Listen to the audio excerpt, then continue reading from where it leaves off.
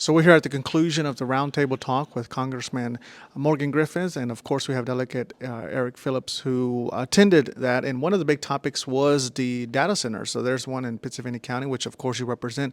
Tell us, you believe there's some misinformation when it comes to data centers, right? Well, I think that when you look online, there's a lot of negativity around them, and I think a lot of people don't understand. And there's certainly things to be concerned about, but it's also good to have the facts. And so, like one of the things, people worry about water, and I get it. We're in a drought and should be worried about water, but golf courses nationwide use more water than data centers nationwide. That's a demonstrable fact. And so, when you look at places like Miller Coors and Eden, took a lot of water to make beer. Nobody cared about that. It took more water to make beer than what the data center complex will use. It took a lot of water to run the old white mill on the river in Danville. It will use less water than that white mill. And so both of those are out of business. Goodyear used a lot of water. That's why they got a big water tower out there to cool down rubber to make tires. Also no longer here. So we actually, from an industrial standpoint, have an abundance of water available than compared to what we used to have when those industries were moving along. I think the other thing is to understand, that we did put a consumption energy tax on data centers this go around. Well, they'll have to pay their fair share for energy. And then the last thing would be that, they plan to do some behind the meter electricity, meaning they'll pay for their own when it gets to a certain point.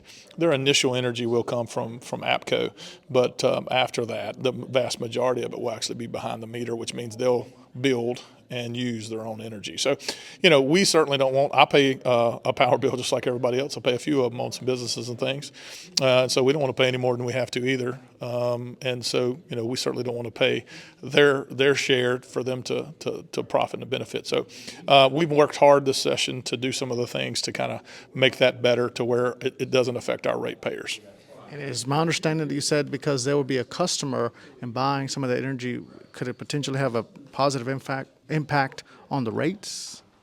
So, when you talk to the power companies themselves, particularly APCO, so people get AEP and AEP is the parent company, and they're very profitable. Appalachian Power is actually who we have, which is a subsidiary of AEP. When you look at Appalachian Power's region, it's northeastern Tennessee, it's southeastern West Virginia, and it's southwest Virginia. Those are areas that have a dwindling population. They're also, the terrain is very difficult to run power lines through and to maintain tree cutting and things like that. So mountainous and all those things. So it's more expensive, frankly, in this region for power. And then when you have less people buying power, you either have to have a population increase, population to grow, so you have more consumers, or you have to have large end users. And so they actually would tell you that is how you would decrease your power bill, is for more people to come online. But if you don't have more people, you have to have big end users to buy power, and that actually keeps our rates lower, not higher.